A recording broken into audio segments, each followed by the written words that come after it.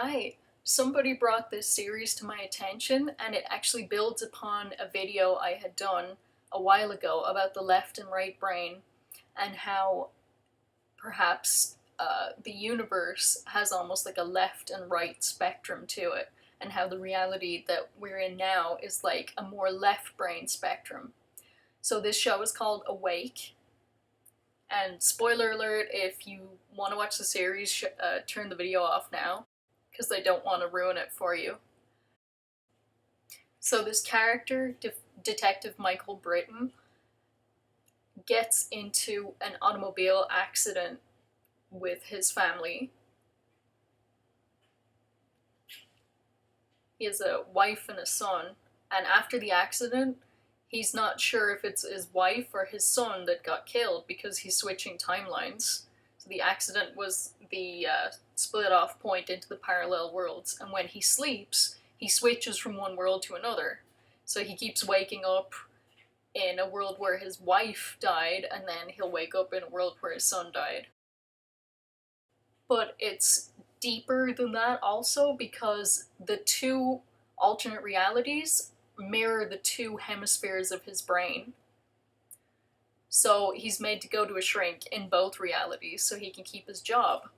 And in one side, he has this positive lady shrink, and the other side, he has this like very methodical, very serious Dr. Lee.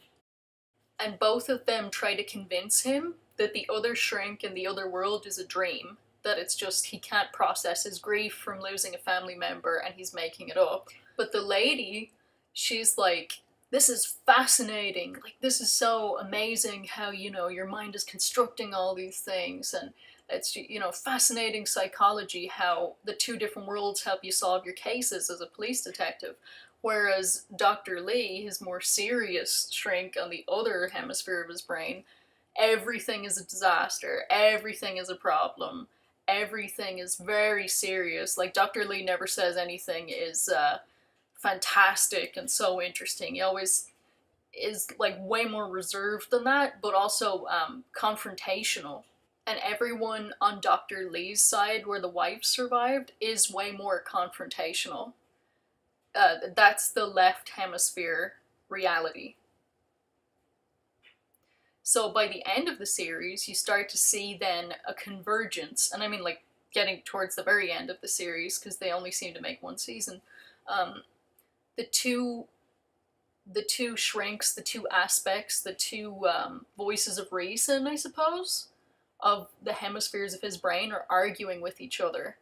But Detective Britton is searching for a unification of his split mind, of the split hemispheres, the two worlds.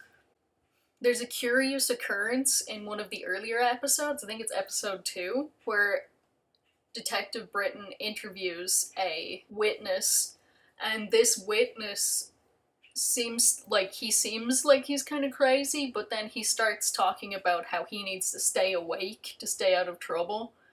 There's like some underhanded, like subtle joke that they know what they're talking about, the writers of this show. Speaking of which, I've never seen the show, I didn't know it existed. I couldn't find any like GIFs for it, or like, those little moving movie files. I couldn't find anything like that, so I'm not even sure that this series is from my reality at all. But it fits in so much with the things I was thinking, and it was just like so curious to see that there's something there. There's something about the convergence of hemispheres that's like very important to this whole puzzle. And one of the great things about the show was every time Detective Britton figured out something, like one of his cases or something important for his memory, he was able to switch back to his other reality.